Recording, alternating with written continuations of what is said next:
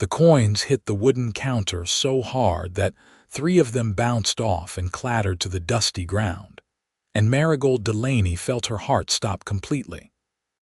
She had been watching him approach for the last 2 minutes, this tall mountain of a man in a worn leather duster and a star pinned crooked to his chest, and she had told herself it was nothing. Travelers passed her stand every single day. Cowboys, ranchers, gamblers heading in and out of Caldwell, Kansas.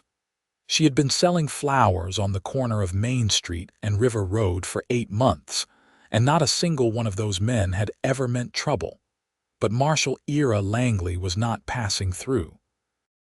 He had stopped directly in front of her small wooden stand with its hand-painted sign that read Delaney Flowers, and he was staring at her bookcase with an expression she could not read.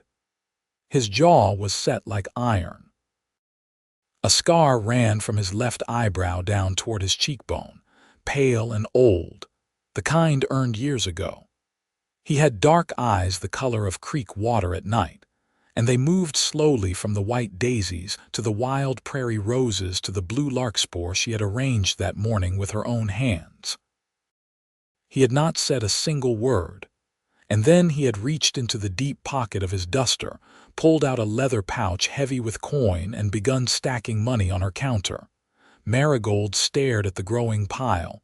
Her mouth had gone dry. "What are you doing?" she finally asked.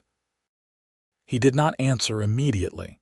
He kept stacking coins with the deliberate patience of a man who was not accustomed to being questioned. When the pile reached a sum that made her stomach lurch with something between panic and disbelief, he finally looked up at her. "How much for all of it?" he said. His voice was low and rough, the kind of voice that belonged to a man who used words sparingly, treating each one like ammunition. It was not unkind, but it was not soft either. "All of it," Marigold repeated. "Every bucket, every bundle, every last stem you have on this stand." She blinked at him. Then she looked at her flowers. She had 47 individual bouquets arranged in tin buckets and old glass jars, plus 24 stems she had bundled loosely that morning. She had worked since before dawn to cut and arrange them. She had walked 3 miles in the dark from the edge of town, where she rented a small plot of land and a shed barely large enough to sleep in. She had been hoping to earn enough today to pay the week's rent on that shed and have a little left over for grain. The sum he had put on the counter was more than she made in 2 weeks. "Why?" she asked. Something shifted in his expression. It was brief and almost invisible, the way a shadow crosses a field when a cloud passes overhead. He looked away from her then, out toward the far end of Main Street, and for one strange moment he looked less like a marshal and more like a man carrying something enormously heavy. "Does it matter?" he asked. And that was where it had started. Not with a gun, not with a threat. Not with any of the things Marigold Delaney had learned to brace for in her 26 years of living.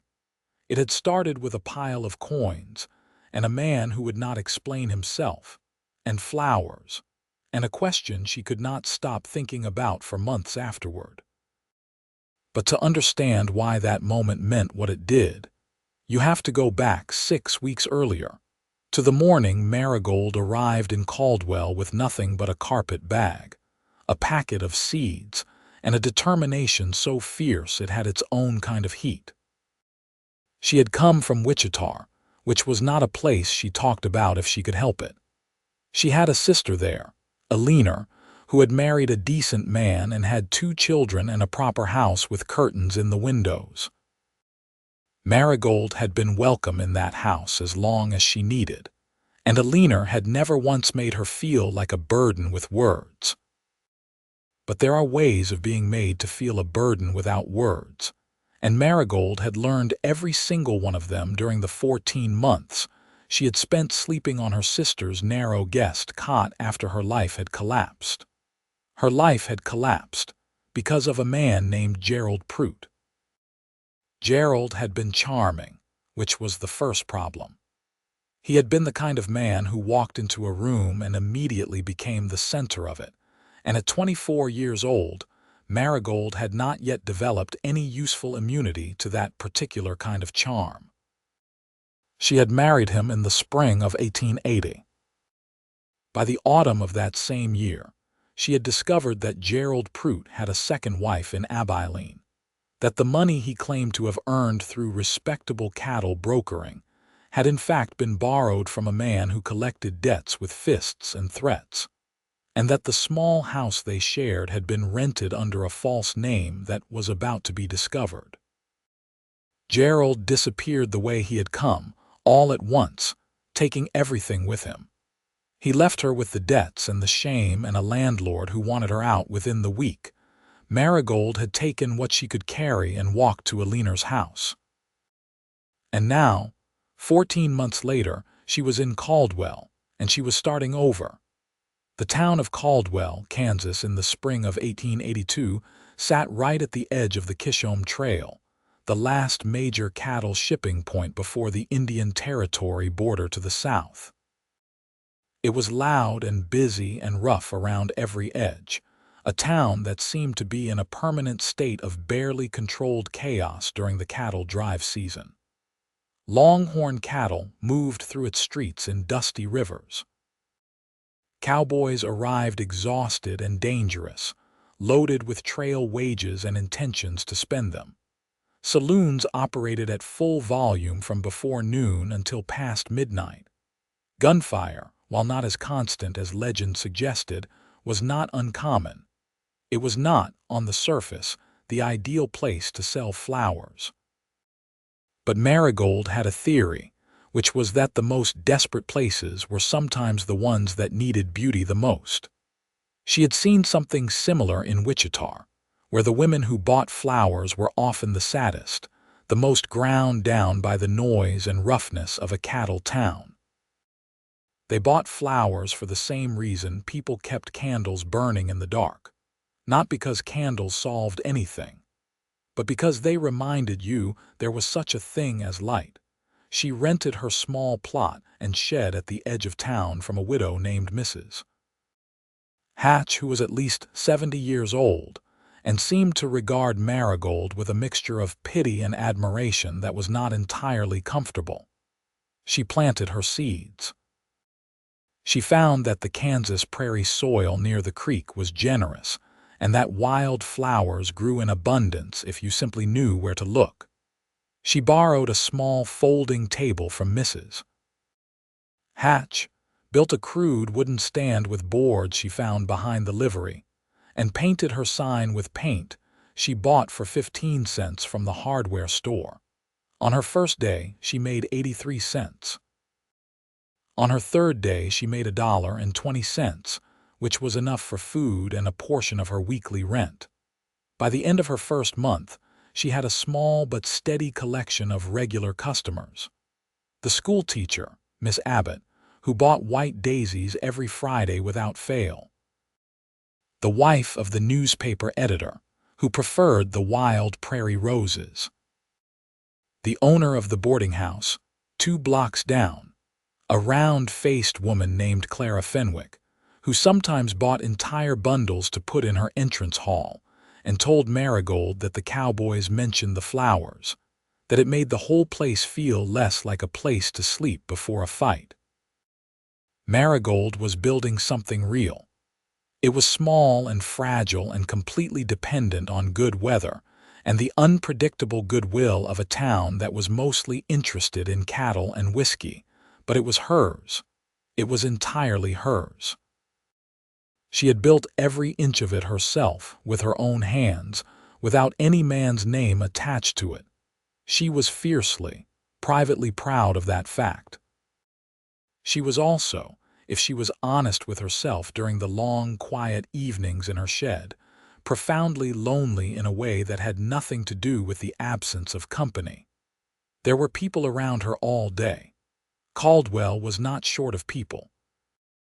The loneliness was the specific kind that comes from not being truly known by anyone, from smiling at customers and making pleasant conversation and walking home alone, and lying awake in the narrow dark wondering if the version of herself that existed in other people's minds had anything to do with who she actually was.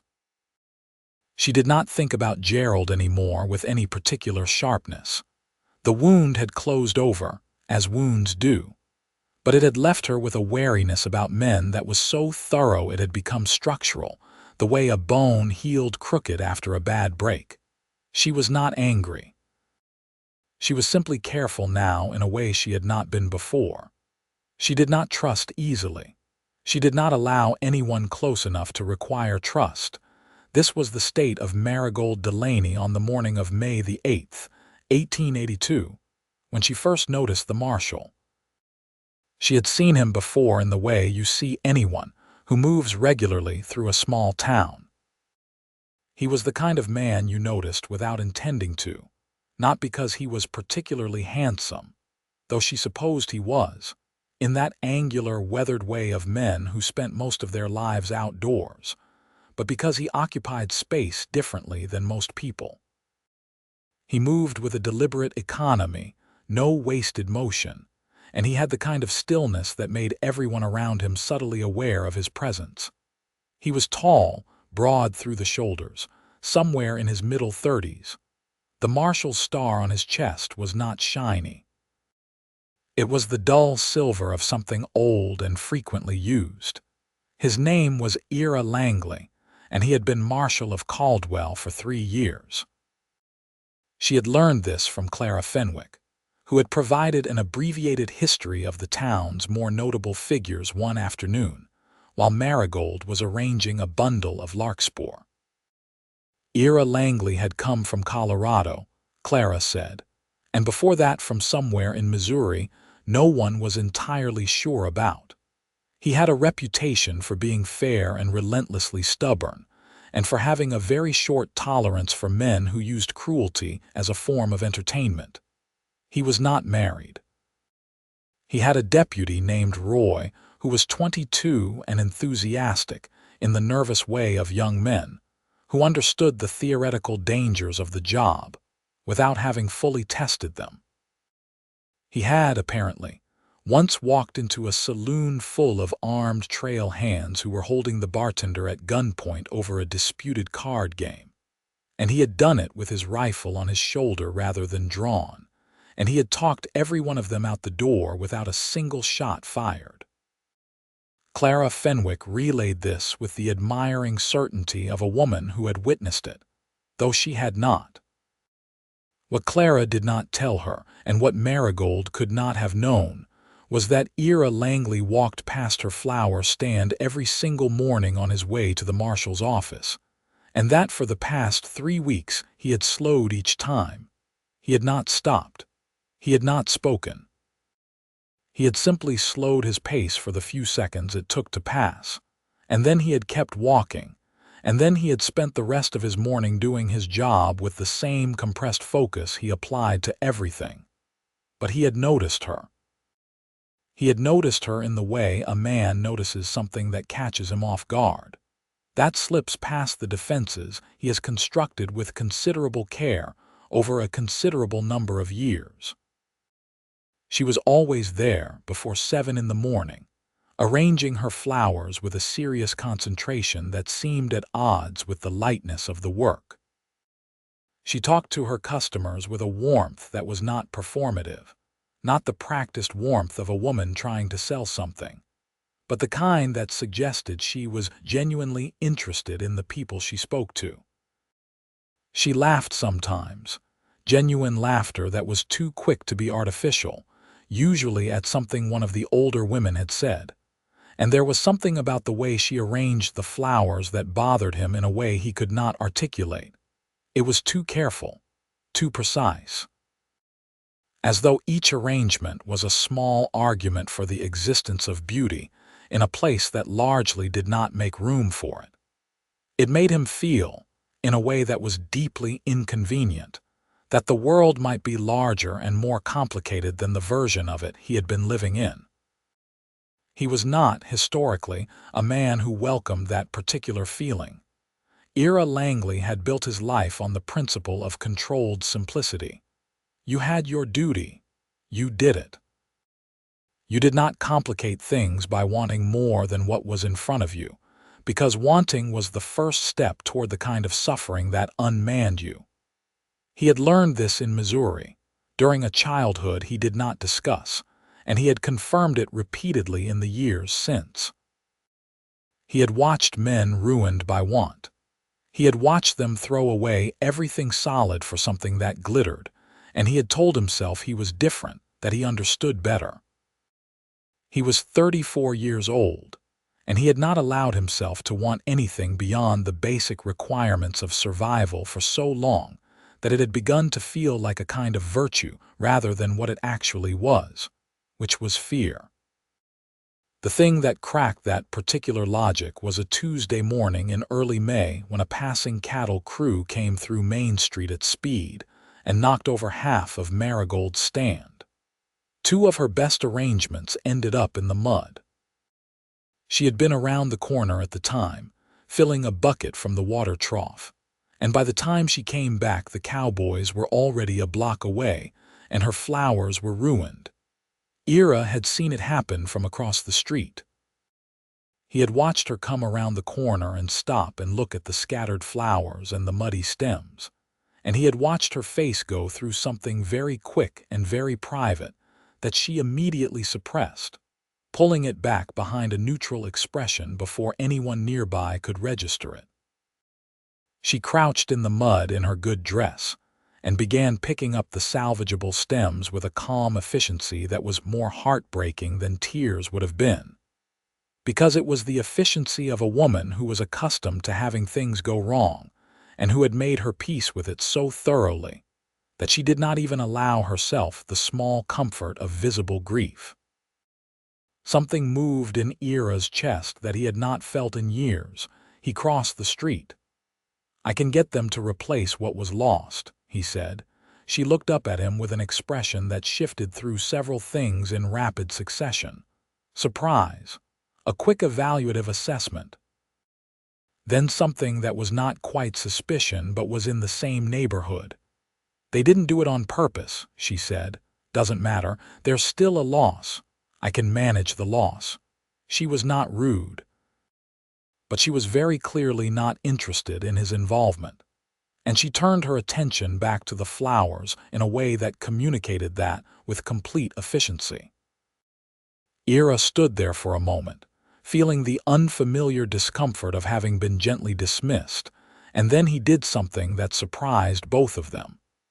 He crouched down beside her and began carefully picking up the stems that were not too muddy to salvage. She went still. "I can do that," she said. "I can see that," he said. "I'm helping anyway." There was a long pause. "You're the marshal," she said finally, as though this explained something. "Last time I checked. Shouldn't you be doing something more important than picking up flowers?" "Probably," he said. He handed her the stems he had collected and stood up. She stood up too and took them from him without looking directly at his face, which he understood was intentional. "Thank you," she said, and even that was careful, the thank you of a woman who was not entirely sure she wanted to be in the debt of any man, even for a small thing. He touched the brim of his hat and walked away. He told himself that was the end of it. He was wrong. The next morning he slowed as he passed her stand, same as always. But this time she looked up and their eyes met, and she gave him the smallest possible nod of acknowledgement before looking back at her arrangements. It was nothing. It was absolutely nothing by any objective measure. He thought about it for the rest of the day. He found excuses to walk past the stand twice more in the following week. Once in the morning, once in the afternoon, each time on ostensible business that could technically be located in that direction. He told himself he was doing his rounds. He told himself he was not doing what he was actually doing, which was looking for her. Roy, his deputy, was far too observant for a 22-year-old. He had not said anything directly, but there had been a quality to his silence on the subject of the flower stand that Ira found deeply aggravating. What Ira could not have known, because Marigold gave nothing away, was that she had noticed his passes too. She had noticed the first one and thought nothing of it, but by the fourth she was aware of a pattern she was trying very hard not to find meaningful. She had a set of internal rules about this kind of thing, about the particular kind of fool she would not allow herself to be twice, and they were clear and firm, and she believed in them absolutely. They were, however, beginning to create a significant amount of internal noise. She managed that noise the way she managed most things, by directing her attention elsewhere with great focus. She expanded her flower varieties.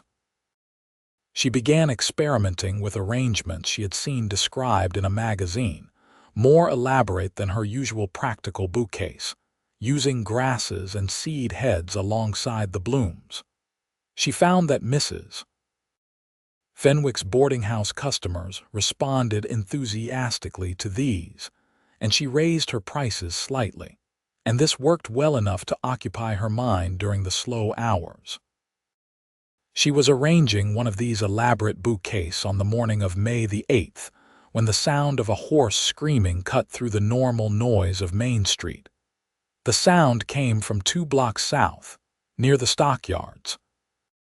Marigold straightened and looked, and so did everyone within hearing distance, and several people moved in that direction with the instinctive gravity that comes from knowing when something has gone genuinely wrong rather than ordinarily wrong.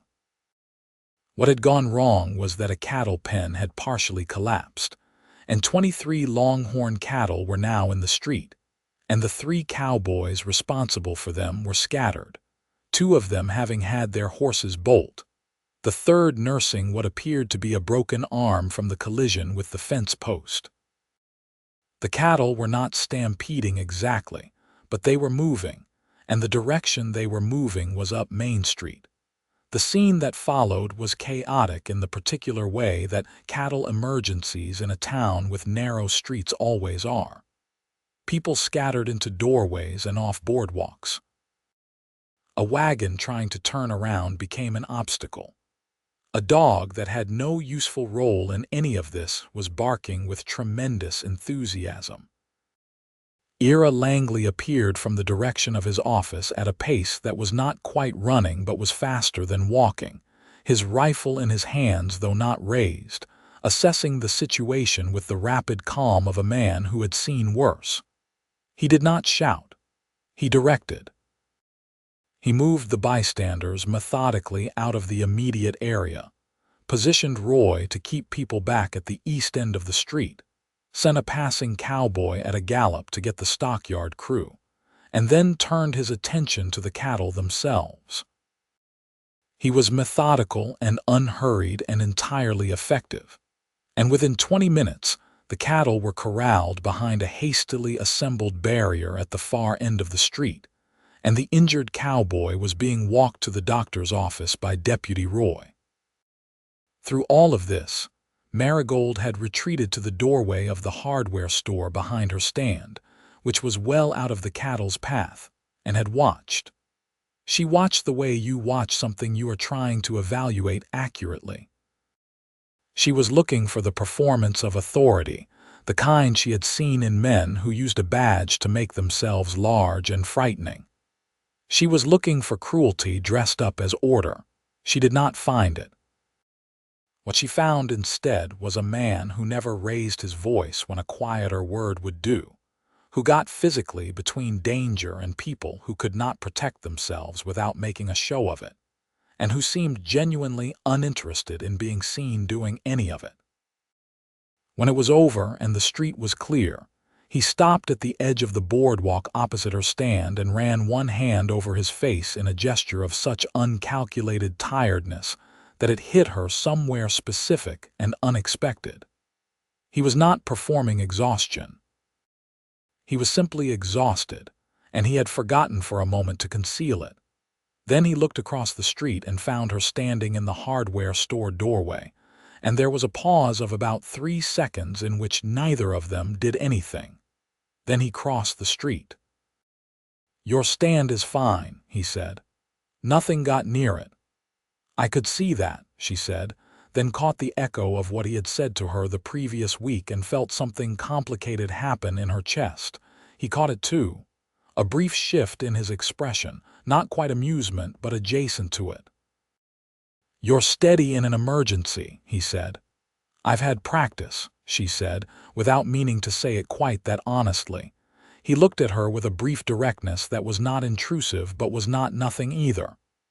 "Most people run or freeze," he said. "You assessed the situation and put yourself somewhere sensible. Are you complimenting my emergency positioning? I suppose I am. That is possibly the strangest compliment I have ever received. I'm not generally considered to have a gift for compliments." "No," she said before she could stop herself, and he looked at her again. And this time there was something in it that was unmistakably warm, brief as a struck match, before he put it away and nodded at her with the same controlled politeness as always. "Good morning, Miss Delaney," he said. "Good morning, Marshal Langley," she said. He walked away. She turned back to her stand and spent the next 5 minutes pretending to rearrange things that did not need rearranging, while her internal rules about keeping her distance from marshals and men in general ran very loudly in the background. The following days established a pattern so gradual it might have been invisible to anyone not watching closely. He began stopping, not for long and never in a way that could be described as lingering, but he stopped.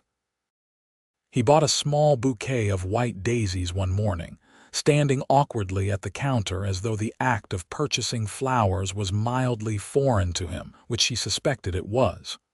"Who are they for?" she asked, because she was curious and could not quite suppress it. "Mrs. Calloway," he said, naming the elderly widow who lived at the far end of River Road. "Her dog died yesterday. Roy said she was upset." Marigold looked at him. He looked back at her with the stoic expression of a man who was going to give her no help in interpreting this. "That's kind," she said. "Roy suggested it," he said, as though this diminished his culpability. "Who paid for them?" she asked. He did not answer. He took the flowers, left the coins, and walked away.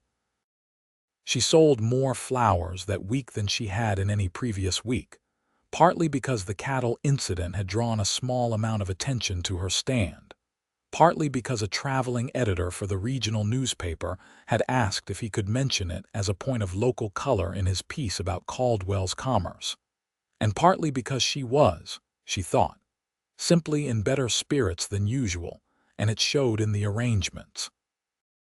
She did not examine the reason for the better spirits. She met him again in a more formal context on a Thursday evening, at a community supper held in the church hall that Clara Fenwick had been pressing her to attend for weeks. The suppers happened every 2 weeks and were the closest thing Caldwell had to a neutral social ground, a gathering that included roughly equal portions of the respectable established families of the town and the newer, more marginal arrivals like Marigold who were still building their places in it. She went because Clara was persistent, and because she was aware that her shed was not a substitute for human connection, however much she had tried to make it one. The church hall was warm and crowded and smelled of coffee and cornbread, and the specific mingled perfume of too many people in a building that had not been well ventilated. Marigold found Clara immediately and stayed near her, talking to people she recognized from the stand, accepting coffee from a woman whose name she learned was Dorothy, who ran the seamstress shop 2 streets over, and who was immediately, unstoppably friendly in the kind of way that made refusal impossible. She had been there perhaps 40 minutes when she became aware that Ira Langley was in the room. He was standing near the far wall talking to a group of older men she recognized as some of the town's founding establishment, ranchers and the like, and he was listening more than he was talking, which was consistent with what she had observed about him. He had made some concession to the social occasion by removing the leather duster. So he was in a plain dark shirt, and his trousers and the ever-present badge, and he looked large and incongruous in the small bright room in the way that a man shaped entirely by outdoors looks indoors. He saw her at approximately the same moment she saw him. There was a brief pause in the conversation he was having, so brief the men around him would not have noticed, and then he returned his attention to them. She returned her attention to Clara. But the awareness of him in the room was present for the rest of the evening with the persistent specificity of something just below the surface, like a stone under shallow water. She was aware of where he was. She was aware when he moved. She was aware, at some point around 9 o'clock, that he was moving in her direction. He appeared at the edge of the small group she was standing with, which included Clara and Dorothy and the schoolteacher Miss Abbott, and he said good evening to them all in the same measure, and then stood in a silence that would have been uncomfortable coming from anyone else, but from him felt simply like the absence of performance. Miss Abbott, who was the most direct of the three, asked him directly if there had been any trouble at the Longhorn Saloon that evening, which apparently had been the site of some incident the previous week that the whole community was aware of. "Nothing I'm expecting tonight," he said. "But something you're watching," Dorothy said. "It's my job to watch," he said simply. There was a brief silence. "Marshal Langley," Clara said, with the comfortable authority of a woman who had run a boarding house for 15 years and considered herself entitled to direct conversations as she liked. "Have you told Miss Delaney how much better the town looks for having her stand on that corner?" Marigold felt her face warm, which she deeply resented. Ira looked at Marigold with a brief expression that might have been amusement at Clara's strategy, or might have been something else entirely. "I think she probably knows the effect of her work," he said. "I never said that," Marigold said before she could stop herself. "Most people who do good work know they're doing it," he said. "You arrange those flowers with the intention of making a specific impression. You know what you're doing." There was a pause. "That's the second unusual compliment you've given me," she said. "I did warn you I wasn't gifted in that area," he said. And then, for one precise moment, he smiled at her. It was a small smile, contained and a little surprised by itself, as though his face had acted without consulting him first. It changed everything about his expression, took 10 years off the weight of it, and showed her, briefly but without any ambiguity, what was underneath the controlled exterior. She felt it like a key in a lock. Then the smile was gone, and he was excusing himself to speak with someone, and Clara was looking at Marigold with an expression of profound satisfaction. And Marigold was looking at a point on the middle distance with the focused blankness of a woman engaged in a very fierce internal argument. She went home that night and did not sleep particularly well. The argument in her head was clear and familiar and went in circles. She knew better. She had been very convincingly burned by a man who had been considerably more obviously charming than Ira Langley. She had spent 14 months and a great deal of difficult private work building a life that belonged entirely to herself, and she was not going to do anything that jeopardized that. She did not need anyone. She did not want to need anyone. She had made excellent progress in not needing anyone. The counterargument was wordless and physical, and had nothing to do with what she needed.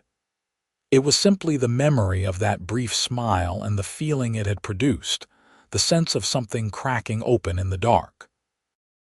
She got up the next morning before 5 and went out to the creek in the gray pre-dawn to cut larkspur and wild asters, and the white prairie roses that grew thick along the bank. And she walked back to her shed with her arms full of wet flowers and her dress cold and damp at the hem. And she told herself this was enough. This was her life. It was enough. The following 2 weeks had a quality she would later struggle to describe, because nothing dramatic happened in them. What happened was that the distance between herself and Ira Langley decreased by increments so small that she could almost not trace the movement. He stopped at her stand more frequently. The stops became conversations, brief at first, then slightly longer, then occasionally long enough that Deputy Roy was observed having to wait with elaborate patience on the opposite boardwalk while his marshal talked to the flower seller. She learned things about him in the way you learn about someone who gives information reluctantly. Not through questions, because he deflected direct questions with a mastery that was almost impressive, but through accumulated small observations. He rayed. She discovered this when he mentioned something about a survey of the territory that she had also read about in the newspaper, with a specificity that suggested he had been reading more extensively than the weekly paper. He had opinions about agriculture in a way that suggested he had grown up near it. He was, beneath the compressed exterior, quietly funny, in a way that was so dry it almost went unnoticed, and then landed with a precision that made her laugh before she was ready to. He laughed too. Rarely and never expansively, but genuinely. She also learned that there were things he would not talk about, and she mapped the edges of those silences with the same careful attention she gave to everything. Missouri. His family. Why he had left Colorado. These were territories he moved away from without making it obvious he was doing so. And she recognized the technique, because she had her own version of it with regard to Gerald and Wichita, and the 14 months of trying to reassemble herself afterward. They were both, she thought, people who had been injured by things they did not discuss, and who had built the walls around those injuries with such thoroughness that even they rarely examined what was behind them. She was not sure if that made them suited to each other, or simply two broken things trying to lean against each other in the wind. The complication arrived on a Monday morning in the form of a man named Cutter Voss. Cutter Voss ran the largest cattle brokerage in Caldwell, and he had been running it for 6 years. And in those 6 years, he had made himself the kind of man the town needed and therefore tolerated in ways it might not have otherwise. He was loud and expansive and generous with his money in public, and he had the easy sociability of a man who understood that charm was a business tool. He was 41 years old. He had been widowed 2 years previous, and had apparently decided at some recent point that Marigold Delaney was exactly what his domestic situation required. He appeared at her stand on that Monday morning with the confidence of a man who was accustomed to getting what he identified as desirable. "Miss Delaney," he said, "I've been meaning to introduce myself properly. Cutter Voss." "I know who you are, Mr. Voss," she said pleasantly. "Then you know I'm a man who gets things done," he said, as though this established his credentials. "I've heard that," she said. "I'd like to take you to supper," he said. "Friday evening. There's a proper dining room at the Grand Hotel if you haven't seen it. It's a good table." He said it the way you present a business proposition, with the assumption that the other party would recognize the obvious benefit. Marigold looked at him for a moment. "That's kind, Mr. Voss," she said, "but I don't think so." He seemed genuinely surprised. He reevaluated briefly. "I understand you're new here and maybe don't know how things work," he said, not quite as pleasantly. "I'm well thought of in this town.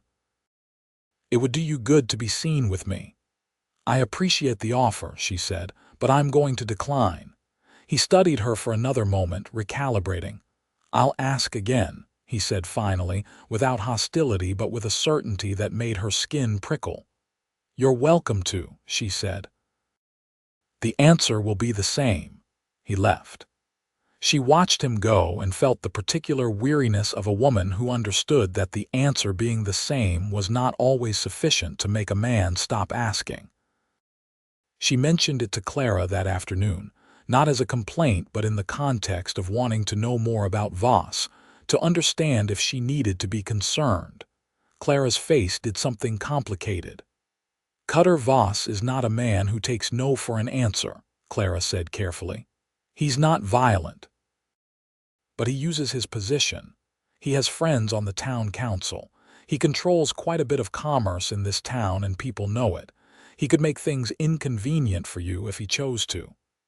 "Inconvenient how?" Marigold asked. "Your plot, the land you rent from Mrs. Hatch." "Her son-in-law is one of Voss's business associates." Marigold sat with that for a moment. "You think he'd push her to raise my rent or end my lease?" "I think he might try," Clara said. "And I think Mrs. Hatch, as much as she likes you, has her own pressures to consider." Marigold went home that evening and looked at her shed, her plot, her carefully tended rows of flowers, and felt something cold and furious move through her in a long, slow wave. She was not going to lose this. She had built this from nothing with nothing, and she was not going to let a man's bruised pride undo it. Over the next 3 days, Voss returned twice. Each time she declined politely. Each time he left with a slightly harder expression.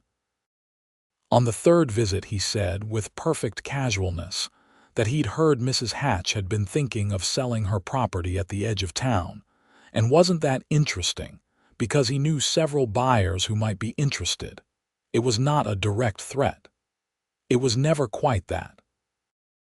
It had the specific structure of a threat that could not be proven. She smiled at him.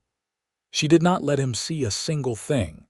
After he left, she stood behind her stand for a moment with her hands pressed flat on the wooden counter and breathed carefully. It was on the following morning, which was May the 8th, that she looked up and saw Ira Langley coming down the boardwalk. His face was the same as always, closed and deliberate, but there was something in his posture this morning that was different, a slight tension around the jaw, a particular set to his shoulders. She had learned enough about him by this point to recognize that something was occupying him. Some decision he was working through with the same methodical internal process he applied to everything. She watched him stop in front of her stand. She watched him reach into his duster and pull out the leather pouch. She watched the coins hit the counter. "How much for all of it?" he said. And so they arrived back at the beginning, at the coins scattered on the counter, at the question she could not interpret and could not dismiss. She looked at him for a long moment. "You're going to have to explain yourself," she said. "I'd rather not," he said. "Marshal Langley," she said quietly, and there was something in the way she said his name that made him look at her, really look at her, the way you look at someone when you're done pretending the conversation is about something else. "Why do you want to buy all of my flowers?" He was quiet for long enough that she thought he was not going to answer. He looked out at the street again, at the ordinary morning traffic of Caldwell beginning its day, and his jaw tightened briefly. "I've been trying to find a reason to stop here," he said finally. "A proper one. That would not require me to explain anything." She took a breath. "You don't need a reason to stop here," she said. "In my experience," he said, still looking at the street, "it's simpler to have one." "Simpler than what?" He looked at her then, direct and steady and with nothing hidden in it, which was so unlike his usual contained expression that it hit her with the force of something unexpected. "Than standing here and telling you that I've been thinking about the way you looked when those cattle scattered your flowers," he said. "And that I haven't been able to walk past your stand for 3 weeks without slowing down. And that I don't have a good explanation for either of those things that sounds reasonable." The street noise continued around them. A horse passed. Someone called from a window 2 buildings down. The ordinary world proceeded at its ordinary pace. Marigold looked at him. She thought about Gerald Prout and what charm had cost her. She thought about Cutter Voss and what want looked like when it had nothing behind it. She thought about the way Ira Langley had crouched in the mud and picked up her flowers without being asked, and the way he had smiled at her in the church hall when he had not meant to, and the way he had bought white daisies for a widow whose dog had died, and quietly told Roy that he had done so. "You don't need to buy all my flowers," she said, "but you could stay and help me arrange the larkspur if you have a moment. I'm trying something new with the grasses and I can't decide if it's working." He looked at the flowers. He looked at her. He picked up the leather pouch and put it back in his pocket. "All right," he said. He came around the side of the stand. He was, she discovered, not as hopeless with flowers as she would have expected. He had large hands that she would not have predicted could handle delicate stems without disaster. But he was careful, and he took directions without defensiveness, and he had, it turned out, an instinctive sense of what looked right that he seemed mildly embarrassed by. "You have an eye for it," she told him. "Don't tell anyone," he said. She laughed. Not the careful, polite laugh she gave customers, but the quick, real one that came out before she could curate it. He looked at her then with an expression that was open and unguarded in a way she had not seen on his face before. Something wondering and careful and very warm. And she realized, with a clarity that was both frightening and entirely certain, that she was in significant trouble. The days that followed had a different quality. Something had shifted in the acknowledged space between them, and the shift made everything simpler and more complicated at the same time. Simpler because the pretense was gone, the pretense that she did not look for him in the mornings and he did not arrange his rounds to pass her stand. More complicated because neither of them was simple, and neither of them was moving fast, and there was the persistent background noise of what Voss had implied about her lease. Ira had noticed Voss's visits. He said nothing about them directly, but she knew he had noticed because he was the kind of man who noticed everything that happened on his street. He seemed to be waiting for her to raise the subject, which she both respected and found mildly frustrating, because there was a part of her that wanted him to simply do something about it, and a larger part of her that was deeply grateful he was not the kind of man who acted without being asked. She raised it herself on a Wednesday afternoon when the street was quiet and he had stopped for longer than usual. "Cutter Voss has been by several times," she said. "I know," he said. "He wants me to have dinner with him." "I know that too. I've declined." "I know." "He implied," she said carefully, "that Mrs. Hatch's property might be sold, which would end my lease." Ira's expression did not change in any dramatic way, but there was a quality of attention in it that shifted. "He said that directly enough," she said, without saying it in a way that could be held against him. He was quiet for a moment. "I want to be clear about something," he said. "I'm not going to threaten Voss on your behalf. That's not how I operate, and it wouldn't help you." "I know that," she said. "But there are other things I can do," he said.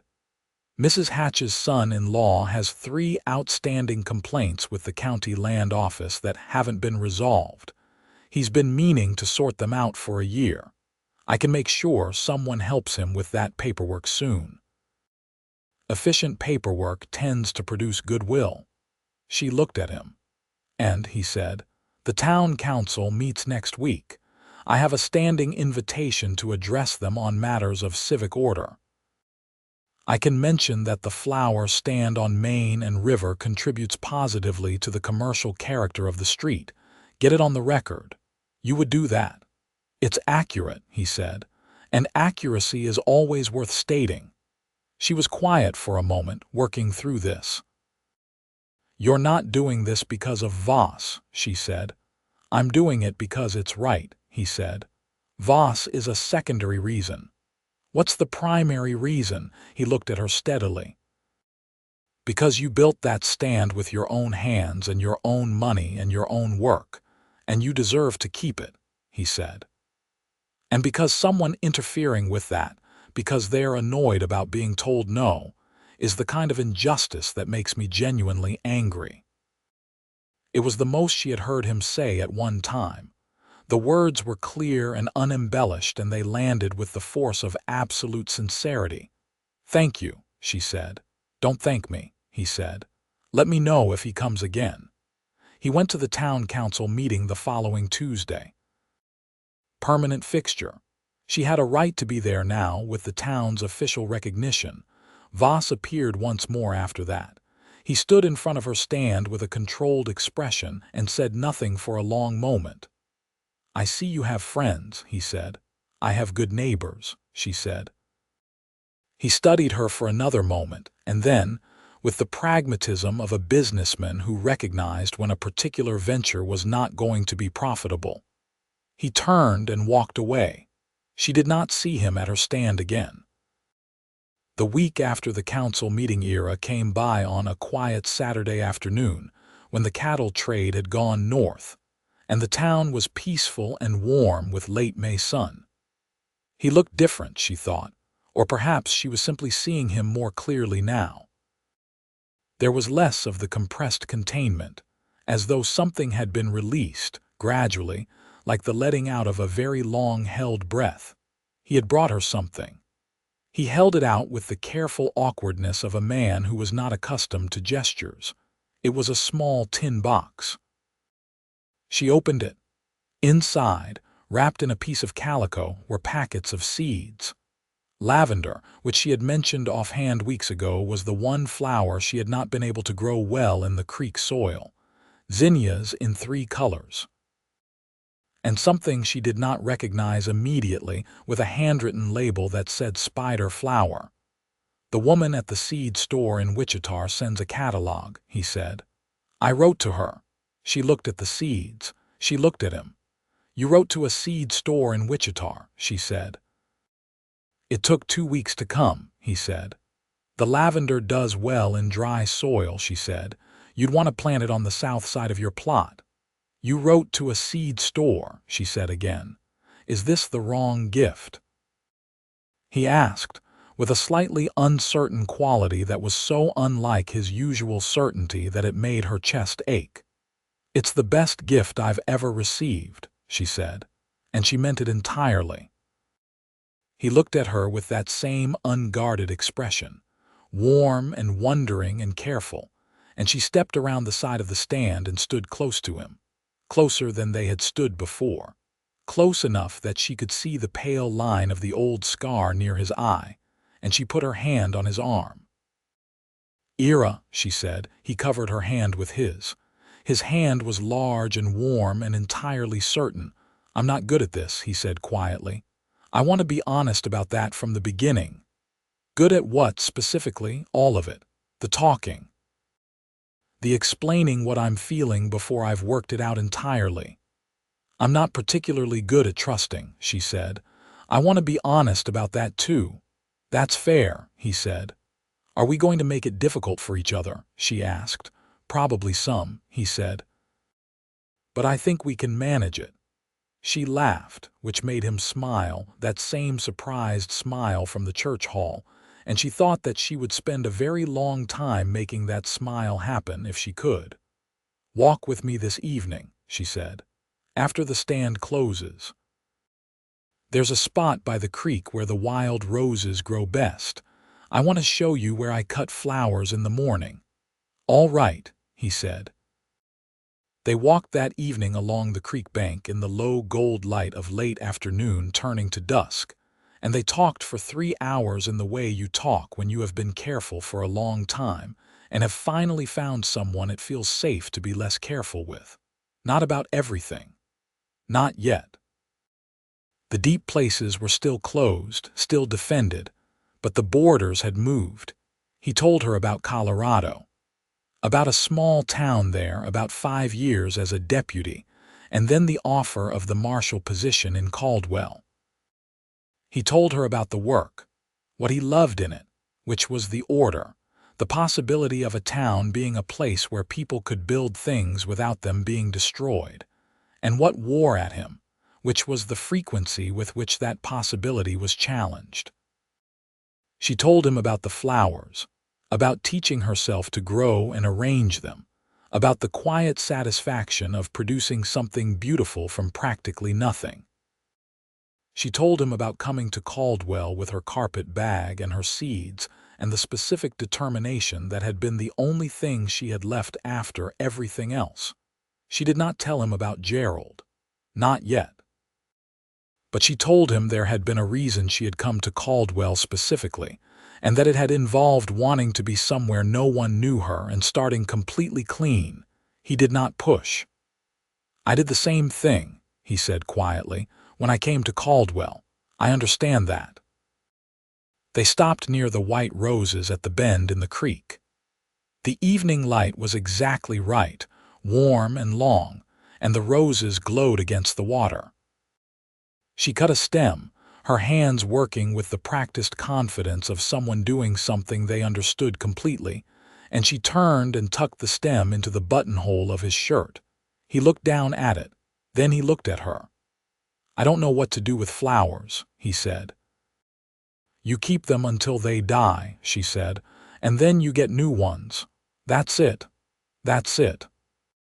He put his hand on her face, gently, his thumb tracing her cheekbone with a care that was almost painful in its tenderness for a man who seemed built entirely of restraint, and she leaned into it, and for a long moment neither of them said anything. Then he kissed her. It was not a complicated kiss. It was very simple and very certain, the way he did most things, and she closed her eyes and felt the last of the careful distance she had been maintaining dissolve with the specific finality of something that has been held tense for too long finally releasing. June came in warm and relentless, the prairie grass going golden at the edges, the cattle drives pushing north in steady rivers of dust and noise. Marigold's lavender seeds went into the ground on the south side of her plot, and she watched them with an attention she might once have considered disproportionate. The spider flowers came up first, tall and strange and vivid, and she put them in arrangements that made her customers stop and look twice. She and Ira found a rhythm that was theirs and no one else's. He was not a man for grand gestures. He did not say things he did not mean, and he did not promise things he was not certain of. And she had learned to hear what he was saying in the things he did, rather than waiting for the words. He stopped every morning. He had started bringing her coffee in a tin cup, which was the most unromantic romantic gesture she could imagine, and which she loved completely. He walked with her on Sunday mornings when his duty allowed it. He met her at Clara Fenwick's supper, and stood beside her in the way of a man who was making something clear without making a speech about it. He told her about Missouri in July. It was an evening in July, hot and still, the last of the sun just pulling back from the edge of the plains, and they were sitting on the steps of her shed because it was too warm inside. He had been quiet for a while in the particular way that meant something was working its way to the surface, and she had learned to simply stay present and let it arrive. "My father left when I was 9, he said. "We were on a farm outside a place called Hazelwood. My mother kept the farm going for 2 years after, me and my younger brother doing what we could, which wasn't enough. She got sick in the winter of the 3rd year. By spring she was gone. She was still beside him. My brother went to relatives in St. Louis. I didn't.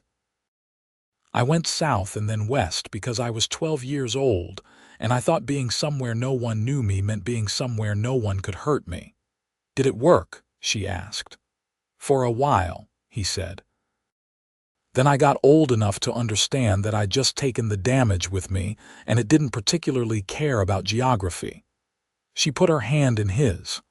"I married someone," she said, "when I was 24. He was charming and he lied about everything, including a previous wife he had in another county. When he disappeared, he left me with his debts and the humiliation and a 14-month stay at my sister's where I slept on a cot and learned what it felt like to be pitied by someone who loved me. He was quiet. "I came to Caldwell because no one here knew that story," she said. "I came here to be the woman with the flower stand, not the woman who was fooled." "You were 24, he said. "I know. I've told myself that. He was a liar. That's his failure, not yours." "I know that too," she said. "Knowing it and believing it are different things." "They are," he agreed. "But you can get from the first to the second. It just takes time." She leaned her head against his shoulder. They sat there in the cooling dark for a long while, not talking, just being present in the specific way of two people who had found in each other a place where they did not have to perform their fine. August was complicated.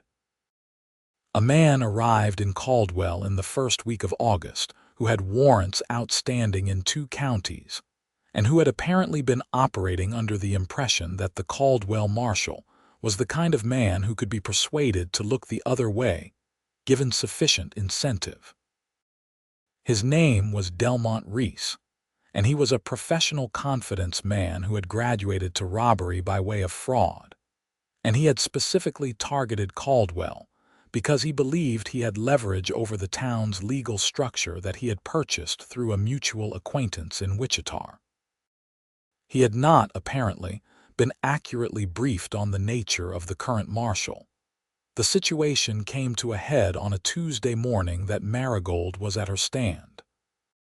She had seen Ira earlier, before she had set up, walking quickly toward the south end of town with Roy and 2 additional men she recognized as deputized town guards.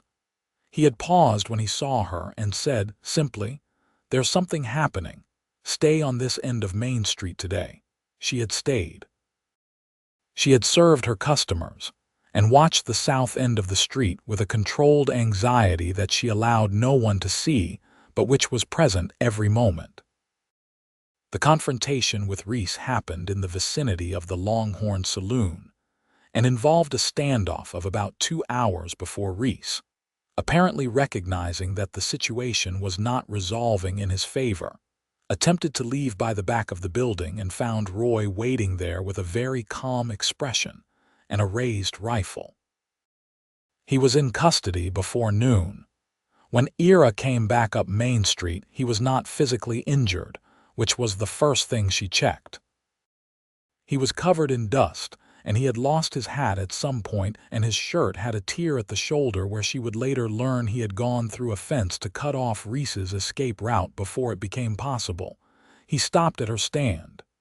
"You're safe?" she asked. "Yes," he said. "You lost your hat." "I did," he said. "It's behind the saloon somewhere." She looked at him for a moment. He looked back. "Are you all right?" she asked, meaning something larger. "I'm fine," he said. Then, adjusting, "I will be fine. It was a long morning." She reached across the counter and straightened his badge, which was significantly crooked. He covered her hand with his, as he had that first afternoon at the creek. "Go home and rest," she said. "Come for supper tonight if you want to. I have a proper stove and I made bread this morning." "You made bread?" "I do that sometimes. I'm not only flowers." "I know that," he said with a warmth that made her look away briefly. He came for supper.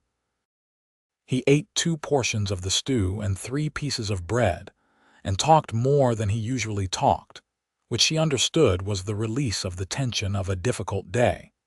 And she listened and contributed and refilled his coffee, and felt something settle in her, with the completeness of a door fitting exactly into its frame. He helped her wash the dishes afterward, which she found inexplicably moving, this large weathered man in her small shed drying tin plates with careful concentration. "Ira," she said. "Yes, I think I love you." The plate in his hands went still. He turned and looked at her with the most unguarded expression she had ever seen on his face, something that was almost startled, as though the words had arrived from an unexpected direction, and then became something else, something large and warm and steady, like the sun coming over the edge of the horizon. "I think I love you too," he said. "I've been trying to find the right moment to say that for about a month. You were waiting for the right moment. I like to be prepared." She laughed and stepped close to him, and he set the plate down and put his arms around her and held her with a care that was also completely certain, the specific embrace of someone who is not going to let go. "Don't ever buy all my flowers again," she said against his shoulder. "I was nervous," he said, "I know. It was the strangest thing anyone has ever done for me. I panicked," he said. "I thought if I bought everything you'd have to let me stay while you sorted it out. That was your plan. In retrospect, it was not a refined plan."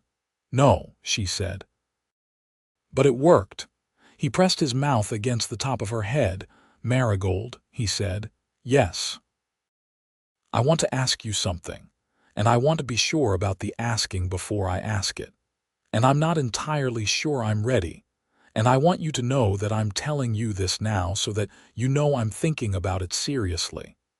And that I'm not a man who would say something like this without meaning it fully." She pulled back slightly to look up at him. "Are you asking me to marry you?" she said. "Not yet," he said. "I'm telling you that I'm going to ask you. I want to do it properly. I want to have a conversation with you first about what that would mean and what you want and what I can offer. I think you deserve that. I think we both do." She looked at him for a long moment. "You are the most methodical man I have ever met," she said. "I know. I find it extremely attractive." Something shifted in his expression again, that surprised warmth. "Then you'll wait for the conversation," he said. "I will wait," she said. "But Ira, don't make me wait too long." "A week," he said. "Give me a week to sort out the words." "1 week," she agreed. He came back in 6 days. He came on a Friday evening and he brought nothing with him. No flowers, no gift, nothing but himself, clean shaven for the occasion, and in his best shirt, which was dark blue and made him look somehow more serious than he already did, which was considerable. They sat across from each other at her small table in the shed with the door open to the warm August evening, and he talked. He told her, without notes, without performance, with the same quiet directness he brought to everything, what he could offer and what he could not. He owned nothing except his horse and his tools, and a small sum of savings he had accumulated with care over 3 years. He had a house, which was provided by the town, a proper 3-room house on Oak Street that went with the marshal's position, and it was hers if she wanted it, though he understood that she had built something of her own and would want to keep it. He was not always easy. He knew that. He was contained by habit, and he was occasionally unreachable, and he had never in his adult life successfully communicated what he needed until it reached a breaking point. He was working on that. He wanted to marry her. He wanted to do it because he intended to spend the rest of his life finding reasons to stop at her stand, and because he had never once, in the 5 months he had been doing that, found a single morning that she did not make better simply by being in it. She said yes before he had finished the sentence. They were married in September, on a warm, clear Saturday in the church on 2nd Street, with Clara Fenwick in the front row looking almost offensively pleased with herself, and Dorothy from the seamstress shop, weeping in the 2nd row with sincere enthusiasm, and Miss Abbott standing with the quiet satisfaction of a woman who had observed the whole thing developing from the beginning. Roy was the best man, and he performed the role with the focused seriousness of a man trying to do something well, which made Ira look at him with a fondness he would never express directly, and Roy feel anyway. Marigold wore a dress she and Dorothy had made together from a pale green cotton that had been an indulgence she had allowed herself after a particularly good-selling week in August. She carried her own flowers, a bouquet she had arranged that morning from the best of what the September garden offered, with lavender from the plants she had put in from the seed tin in the spring, because the lavender had finally started to come in, just at the edges, just the beginning of what it would eventually become. Ira, standing at the altar watching her come down the aisle, did not look stoic. He looked at her like a man looking at something he had not allowed himself to want, and had then been given anyway. And it was the most transparent expression she had ever seen on his face, and she was going to spend a great deal of the rest of her life grateful for it. The house on Oak Street was 3 rooms and practical, and she walked into it as a married woman on the evening of their wedding, and stood in the front room looking at the white walls and the bare windows, and thought about what could be done with it. In the following weeks, she planted things in the small yard. She moved her growing operation from the shed at the edge of town, which she relinquished with some ceremony, to the better-lit south side of the house's yard, where the conditions were superior. She kept the stand. She was not giving up the stand. That was not negotiable, and Ira had never suggested it should be. The stand stayed.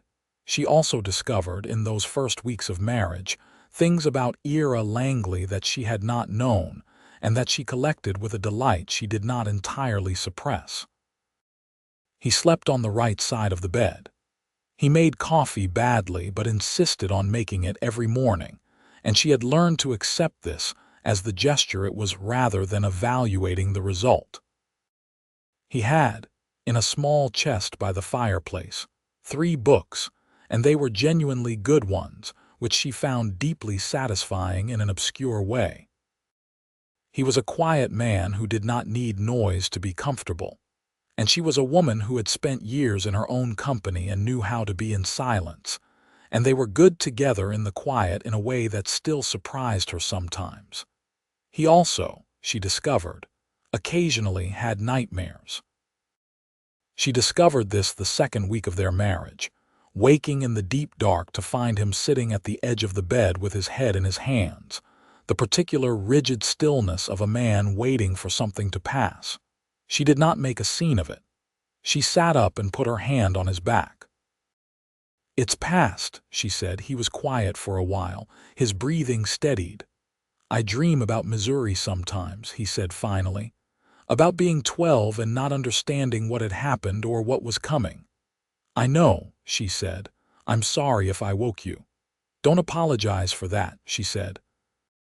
"You're allowed to have the things that happen to you." He turned and looked at her in the dark. "You're very good at this," he said. "I had a lot of time to think about what I would want someone to say to me," she said. "I just try to say that." He lay back down and she lay beside him, and he pulled her close with his arm across her, and she listened to his breathing slow and calm. She thought that this was love in its most specific form, not the feeling of the first kiss or the rush of declaration, but this, being present in the dark for the things that were not beautiful, for the scars and the nightmares and the Missouri winters that were still, somehow, happening in the middle of a Kansas September.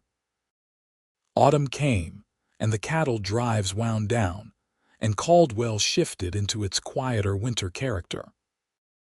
The stand reduced its hours, the prairie flowers gone to seed, but Marigold kept it open with what she could grow inside, and the dried arrangements she had been making through October, tied with ribbon and hung to dry from the ceiling of the shed behind the house, which she had claimed as her workshop. The dried flowers were popular through winter. Bundles of lavender, once the plants had been established enough to harvest. Seed heads from the spider flowers, which were dramatic and strange and made Miss Abbott deeply happy. It was in November, on a Tuesday morning that smelled of cold air and approaching winter, that Marigold became fairly certain that something had changed in her body. She waited another 2 weeks before she was absolutely certain.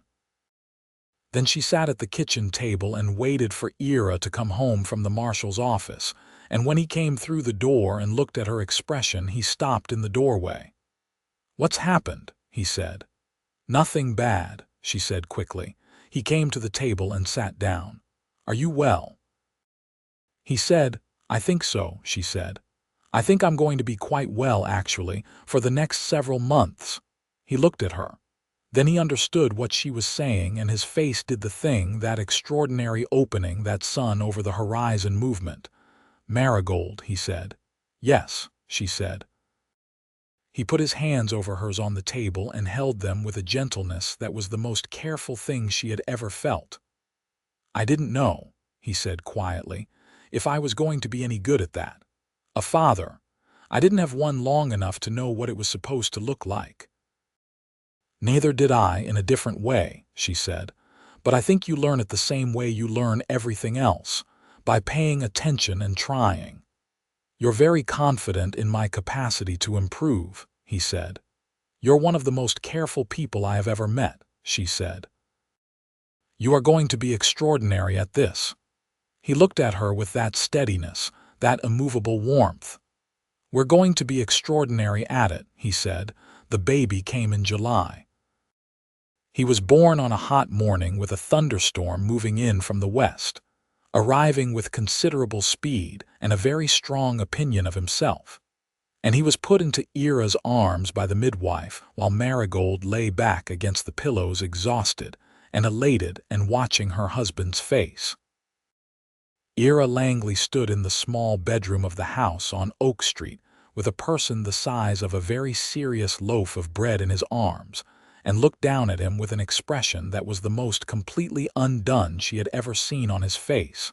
Not overwhelmed, not frightened, just unmade by it, entirely, the way certain rare things unmade even the most defended people. "He's looking at me," Ira said. "He is," Marigold said. "What do I do?" "Hold him," she said. "Just hold him." He held him. They named him James William Langley, James for no particular reason except that it suited him, William for Ira's brother in St. Louis, who had grown up to be a schoolteacher, and to whom Ira had written a long letter the previous winter that had been, from what Marigold could gather, the most direct communication the two brothers had exchanged in 20 years. William wrote back. He would come, he said, in the autumn, to meet his sister-in-law and the baby. Ira read that letter at the kitchen table and said nothing for a long moment, and then said only that William had a good hand, meaning his penmanship, which Marigold understood was the most he was going to permit himself on the subject, and she let it be that. James was a good baby, which Marigold privately attributed to the flowers. She had kept her shed fragrant all through the pregnancy, and she had developed a theory, which was not scientific, that a child carried among lavender and roses was going to come out with a generally favorable disposition. Ira found this theory charming rather than credible, but he did not say so, and he had certainly stopped on more than one occasion with James in his arms outside the shed door, letting the baby observe the hanging dried flowers with the grave attention of a very young person encountering something interesting. Clara Fenwick brought food for 3 weeks after the birth, and refused all thanks. Dorothy made 3 small garments from fabric she had left over from other commissions, and presented them with a ceremony that suggested they were precious, which they were. Miss Abbott brought a book which was, Marigold thought, the single most useful gift anyone had brought. Roy came with a hat he had bought for James that was comically too large and which he presented with such genuine excitement that both Marigold and Ira were helpless with laughter, which Roy took with good grace, understanding that it was the right kind of laughter. The stand reopened in late July when Marigold was ready to return to it, and she brought James in the morning for the first 2 months, in a small padded crate she had lined with soft cloth, set in the shade of the stand while she worked. He seemed to find the flowers acceptable. He regarded the customers with the evaluative calm of someone reserving judgment. He grabbed at stems with a purposeful grip, and received endless attention from passing women who had been watching Marigold stand long enough to feel invested in her general welfare. By August, he had become an informal mascot. Ira, walking past on his morning rounds, would stop and crouch down to speak seriously to James about whatever was currently of interest to James, which was primarily the flowers and occasionally a dog that passed regularly, and which James had strong feelings about. These conversations were quiet and serious, and witnessed with amusement by people who would not have predicted the Marshal to be this particular kind of father, though anyone who had been watching closely would not have been surprised. The lavender came in properly in its second year, full and fragrant, and Marigold expanded the plot to accommodate more of it. She had by then developed a small but persistent reputation beyond Caldwell itself, because the newspaper editor had included a description of her stand in a piece about the town that had been reprinted in the Wichita paper, and she had begun receiving small orders by post from women in other towns who had read about the dried arrangements and wanted some. She hired a girl named Frances, who was 17 and serious and had a natural skill with scissors, to help with the cutting and bundling on busy days. This was the first time Marigold had employed anyone, and she found it, to her surprise, satisfying in a way that was different from any satisfaction she had felt before. She was not only keeping herself, she was creating something that had room in it for other people. Ira noticed her expression on the first afternoon Frances worked, and he asked about it that evening. "It's something I built," she said. "That's all. It's mine, and it's real, and it's bigger than it was, and I built it." "You did," he said. "I know you helped," she said. "With Voss." "With the council." "I cleared the way," he said. "The thing in the way was built by that." She looked at him. "I like you enormously," she said. "I know," he said. "I like you too." "More than that," she said. "Much more than that," he said. "I just find that harder to say out loud without sounding like someone performing sentiment." "You couldn't perform a sentiment if your life depended on it," she said. "That's one of my favorite things about you." He looked at her with that smile, the one she had been collecting for over a year now, the one that arrived without permission and changed everything. "Did you always know," he asked, "from the beginning, that you would end up here?" "No," she said. "I was terrified from the beginning." "So was I," he said. "I bought an entire flower stand because I was too frightened to say that I just wanted to stand there for a few more minutes." "It was insane," she said. "It was completely insane," he agreed. "I had no idea what I was going to do with 47 bouquets of flowers." 49, she said, "plus the loose stems." 49, he corrected. "I was going to give them to every woman on Oak Street and tell them it was from the town." She laughed until she had to sit down.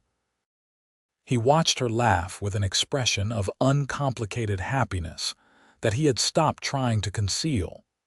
The winter of 1883 brought William Langley from St. Louis. He was 31, quieter than Ira, which Marigold had not predicted possible, with the same dark eyes and a beard and the cautious manner of someone who had spent a long time hoping for something, and was not entirely certain how to behave now that it was happening. He shook Marigold's hand formally in the front room, and then looked around the house with an expression she recognized as the specific look of someone absorbing the difference between their imagination of a thing and its reality. "It's good," he said, meaning the house, meaning all of it. "It is," she agreed. Ira and William spent 2 days in the particular careful negotiation of brothers who had not been in each other's presence for 15 years, and who were trying to locate the thread of something that had been dropped a very long time ago. Marigold watched this with a quiet ache and a careful distance, understanding that it was not her conversation to direct, that it had to find its own way.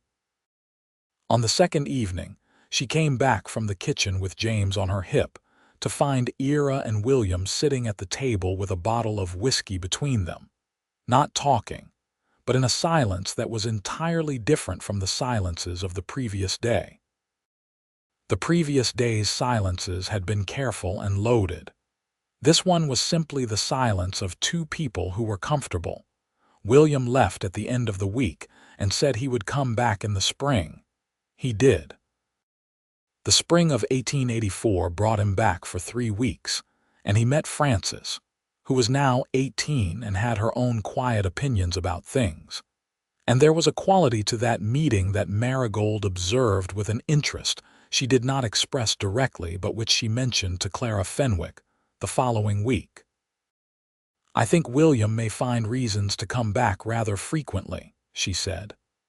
"I think you may be right," Clara said, with the satisfaction of a woman who enjoyed observing a good development. She was right. William came 4 times that year, and by the autumn of 1885 he had accepted a teaching position at the new school in Caldwell that had opened when the town's population grew. And Frances's mother was not at all displeased, and it was entirely possible that the Langley family in Caldwell was about to expand in a different direction. Marigold, meanwhile, was expecting again. She had known since August, and she told Ira on a Thursday evening in September while James, now 2½ and entirely mobile in every possible direction, attempted to disassemble the kitchen chair. Ira looked at her across the chaos of their son's project. "Again," he said. "Again," she said. James, sensing that something significant was happening, abandoned the chair and toddled toward his father with the focused intention of someone who wanted to be picked up immediately.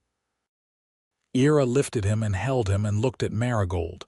"Good," he said. "Just good," she said. "Very good," he said. "Excellent even. Give me a moment. I'm still processing." "You have until April," she said. "That should be sufficient." "What do you want, whatever comes?" he said. "What do you want?" She thought about it. "I want her to be healthy," she said.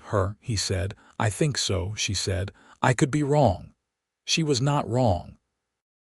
Their daughter was born in April, smaller and more emphatic than James had been, arriving in the world with a precision that suggested she knew exactly when she had intended to come, and had come at that time regardless of any other considerations. She had Marigold's eyes, dark and direct, and Ira's stillness, which was a combination that was going to be, Marigold suspected, absolutely formidable. They named her Clara Ellen Langley. Clara for the woman who had brought food for 3 weeks and provided the history of the town that had told Marigold his name, and Ellen for Marigold's sister in Wichita, because the conversation with her sister had improved considerably in the years since Caldwell, and because Ellen deserved the acknowledgement. Marigold wrote to Alina about the name. Alina wrote back a letter that was 4 pages long and completely incoherent with gratitude, and Marigold cried reading it, which was fine. Clara, as a person, was exactly what the combination of her parents produced. She was quiet and extremely focused and demonstrated at the age of 8 months an interest in flowers that expressed itself primarily as grabbing them. But Marigold took the grabbing as a good sign. James, for his part, accepted his sister with the pragmatic generosity of a 2½-year-old who had not been given a great deal of choice in the matter, and then became her fiercest advocate when any other small person in the vicinity failed to treat her with appropriate respect. The stand continued. It was still on the corner of Main Street and River Road. The sign was new, the 3rd version, painted by Frances, who had a better hand than Marigold for lettering. The stand itself had been rebuilt twice, each time slightly sturdier, and it had a small awning now for the summer heat. The lavender was established and successful, and Marigold had become the person people in Caldwell consulted when they wanted something for a wedding or a funeral or a celebration, because she had learned over the years to listen to what people needed and to find in her garden something that spoke to it. She kept the morning routine. Up before the sun, out to the garden and the creek with her basket and her scissors, home with her arms full of wet flowers, the particular scent of the morning cut flowers and the cold air and the beginning of the day. She had carried her children with her, both of them, at different stages, through this routine. James had opinions about which flowers to cut, and they were occasionally reasonable. Clara was interested in the insects. On a Thursday morning in October of 1885, a morning of particular clarity with the sky the deep saturated blue of autumn, Marigold set up the stand at the corner of Main and River and looked at what she had built and felt, with a fullness that was very quiet and very thorough, something she could only call complete. Not finished. Complete. The way a song is complete when it resolves, not because there is no more music, but because this part has arrived exactly where it intended. Ira appeared at the corner of the street, coming from the direction of the marshal's office, walking with his usual deliberate economy, and he stopped in front of her stand the way he had stopped in front of it for 3 years now, and he looked at the flowers with the same serious attention he had given them on the first morning. "Good morning," he said. "Good morning," she said. He looked at a bundle of asters she had just arranged, purple and gold. "Those are new," he said. "I planted them in the spring," she said. "What do you think?" He considered them with the genuine attention of a man who had learned, through sustained exposure, to have actual opinions about flowers. "The purple is good," he said. "The gold needs more of the seed head, I think. It's too much flower." "I thought the same thing," she said. "I was going to adjust it this afternoon." She handed him his coffee, which she had started keeping a tin of warm for him in the mornings, and he took it with the specific ease of a man accepting a thing that has become essential. "James told me last night," he said, "that he wants to be a marshal." "He told me he wants to be a flower farmer," Marigold said. Ira looked at her. "He wants to be a flower farming marshal," she clarified. "He's keeping his options open." Ira smiled. The full smile this time, the one that was no longer rare, that had become something she saw daily and was still grateful for. "Clara cried when she saw the spider flowers yesterday," she said. "The seeds are exploding.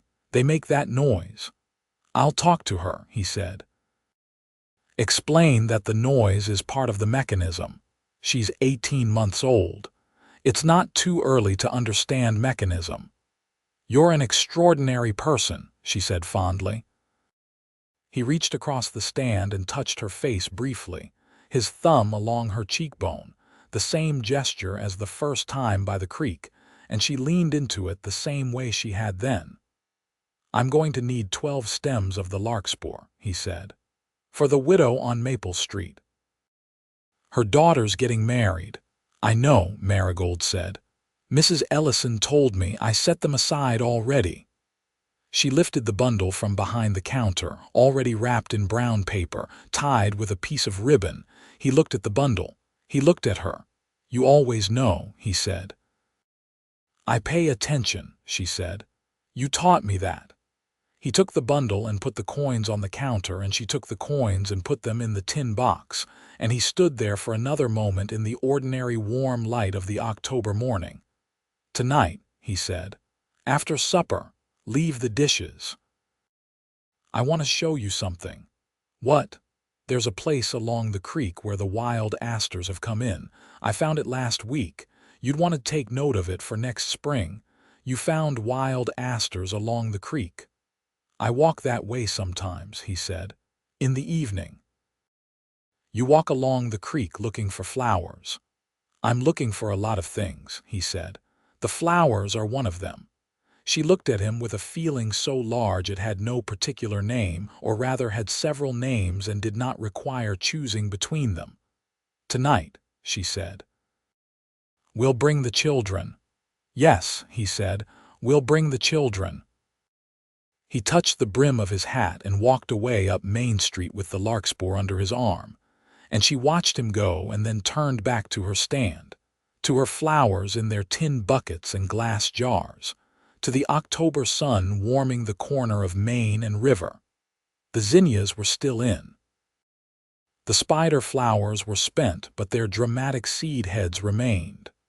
The lavender had been cut for drying, but 2 late stems had come back from the base, improbably, stubbornly, the way things came back when the conditions were right.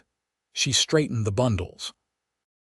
She arranged the asters the way she intended, adjusting the seed heads the way she and Ira had both independently determined was correct, and she stepped back and looked at it. Francis arrived at 7:30, practical and efficient, and they set about the morning with the comfortable competence of people who knew their work and each other. The schoolteacher came for her white daisies. The woman from the milliner's came for something she could put in the window. 3 cowboys, who were the last of the autumn drive, trail-worn and gentled by it, stopped out of a curiosity that became genuine pleasure, and one of them bought a small bundle for his mother in Texas, carefully choosing each stem with a seriousness that made Marigold feel the whole enterprise was entirely worthwhile. Caldwell moved around her, its noise and its dust and its constant restless commerce, the same as it had always been, and slowly, imperceptibly, becoming something more settled, the way towns became settled when enough people decided to stay. She was one of them. She had decided to stay. The lavender was going to be excellent next year. She could already tell. The plants were established, and the soil was right, and they would come in full and fragrant. And she would cut them in the early morning the way she cut everything, with her basket and her scissors and her bare feet in the wet grass. And she would bring them back to the stand on the corner of Main and River. And the morning would smell like something worth staying for. She was already planning next spring's planting. She had notes in a small book she kept in the pocket of her apron. New varieties she wanted to try. A different arrangement of the beds to account for the shade from the new tree in the yard. Ideas for the dried bundles that kept arriving in her mind in the quiet hours.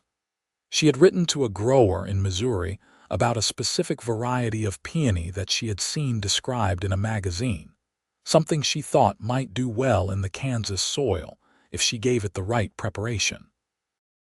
Missouri, she had written in the margin of her note, without irony, without any of the complicated freight the word once carried. Just Missouri. Just a place that grew things that sent them out into the world. That was enough. That was exactly enough. She turned to Francis to say something about the zinnia arrangement, and the morning opened wide around them, and everything that had been built, and everything that would be built, continued in the warm, ordinary, miraculous light of an ordinary Thursday, which was indistinguishable from happiness.